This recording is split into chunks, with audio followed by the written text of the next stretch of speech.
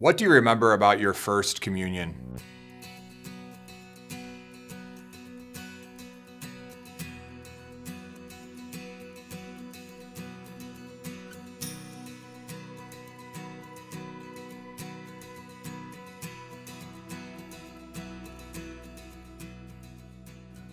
This is Father Jonathan Meyer, and we are on day 23 of 33 days to Eucharistic glory, which means that we only have 10 more days left. This is amazing.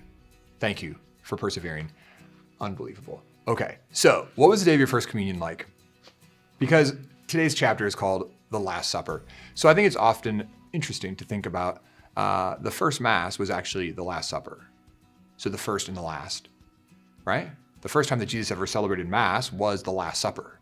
And it's the Last Supper because, of course, the Last Supper is the institution of the representation of Calvary. The reason on the night that he was betrayed, he gave us the Eucharist is because every time we celebrate Holy Mass, it is the ability for us to enter into the one perfect sacrifice of Jesus on the cross and the empty tomb. It's not that he dies again. It's not that he rises again. It's the fact that we are able to enter into that one perfect sacrifice and reality. So what was your first communion like? I love First Communion Sunday. It brings me so much joy. All of these children that are so excited to receive Jesus. It's powerful. One of the things that I always preach on in First Communion is I preach about the patron saint of First Communicants. His name is Saint Tarcissus. And they gave this young little boy the body, blood, soul, and divinity of Jesus to go to a prison to give Holy Communion to those who were in prison. This is in the early church in the city of Rome. You can actually go to the catacombs of St. Callistus, and they have a chapel there to St. Tarcissus. And but anyways, he was beat up by some bullies in the city of Rome, and but he died protecting, holding on to Jesus in the Blessed Sacrament. And then when the boys rolled him over, they found his hands were empty. And the pious legend goes that Jesus actually miraculously disappeared from his hands in the Eucharist and took his soul to heaven. And so he's a patron saint of First Communicants. And I always tell the young children that we are giving you the greatest and most treasured possession of the church. Today we are going to give you the most valuable thing that the church has, which is Jesus.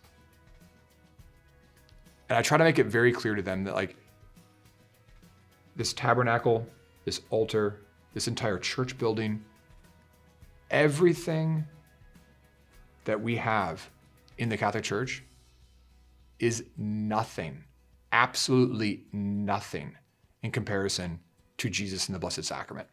And that today, even though you're only 8 years old, we are going to give you the most amazing gift because it's Jesus himself. It is Jesus, and we're going to give you Jesus.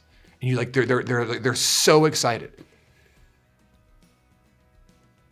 That's why this quote from St. John Vianney, "There's nothing so great as the Eucharist." If God had something more precious, he would have given it to us. There is nothing so great as the Eucharist. If God had something more precious than the Eucharist, he would have given it to us. We say that God is love. We believe that God is love. He gave us on the night that he was betrayed his body, his blood, his soul, and his divinity. He gave us the ability to go to Calvary, to go to the empty tomb in the representation. Our God is amazing.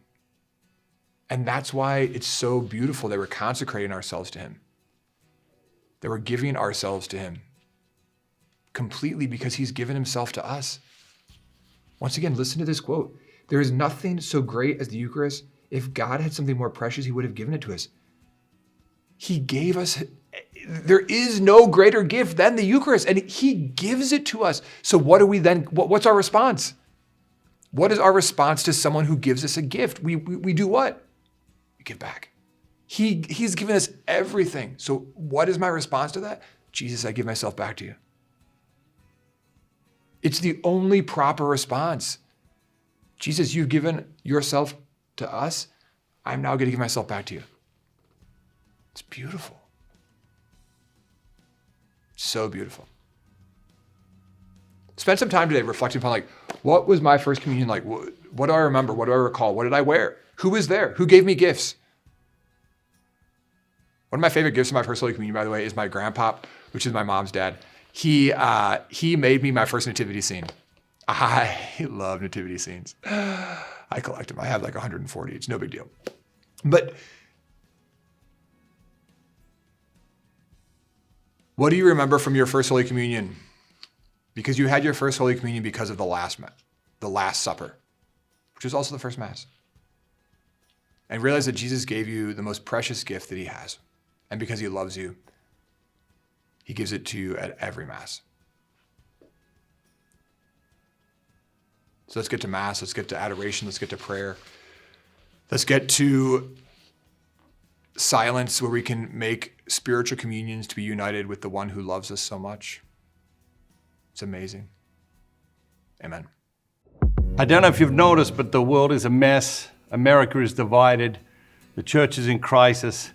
50 million Catholics have stopped practicing their faith in the past 30 years. It's time to stop seeking worldly solutions to spiritual problems.